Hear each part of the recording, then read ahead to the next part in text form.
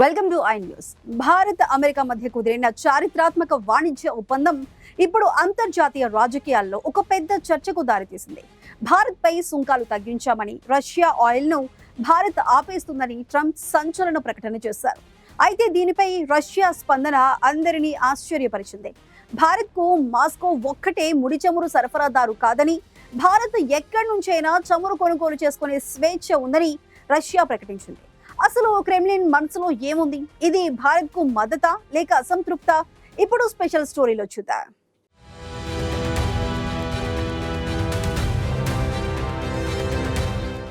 అంతర్జాతీయ చమురు మార్కెట్లో భారత్ ఇప్పుడు ఒక శక్తివంతమైన నిర్ణేతగా అవతరించింది. అమెరికా అధ్యక్షుడు డొనాల్డ్ ట్రంప్తో కుదిరిన వాణిజ్య ఒప్పంద నేపథ్యంలో రష్యా నుంచి ముడి చమురు దిగుమతులను న్యూఢిల్లీ నిలిపివేస్తుందన్న వాదనలపై క్రెమ్లిన్ అత్యంత వ్యూహాత్మకమైన రీతిలో స్పందించింది. క్రెమ్లిన్ ప్రతినిధి డిమిత్రీ పెస్కోవ్ మాట్లాడుతూ, భారతదేశానికి చమురు సరఫరా చేసేది రష్యా మాత్రమే కాదని మాకు ప్రపంచ ఇంధన నిపుణులందరికీ బాగా తెలుసని వ్యాఖ్యానించారు.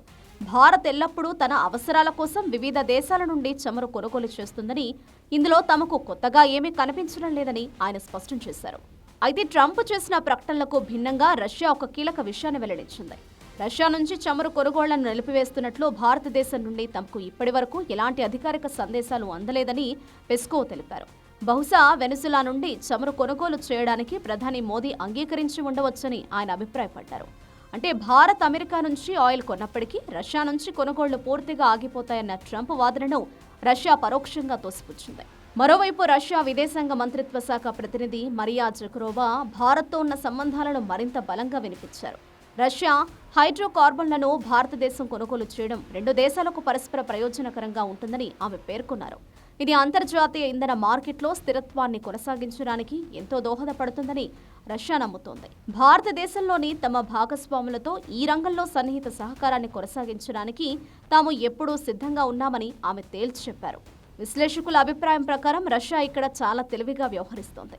భారత్ను ఒత్తిడికి గురి చేయకుండా తన సార్వభౌమత్వాన్ని గౌరవిస్తూనే మాస్కో న్యూఢిల్లీ బంధం చెక్కు చెదరలేదనే సంకేతాలను పంపింది. ట్రంప్ కేవలం అమెరికా ఎన్నికల హామీలను నెరవేర్చుకున్నట్లు చూపించుకోవడానికి ఇలాంటి ప్రకటనలు చేస్తున్నారని రష్యా భావిస్తున్నట్లు కనిపిస్తోంది. మరి భారత్ తన చమురు వ్యూహాన్ని ఎలా ముందుకు తీసుకెళ్తుంది? రష్యా రాయితీలకు, అమెరికా టారిఫ్ తగ్గింపులకు మధ్య భారత్ ఎలా సమతుల్యం పాటిస్తుంది అన్నది రాబోయే రోజుల్లో తేలనుంది.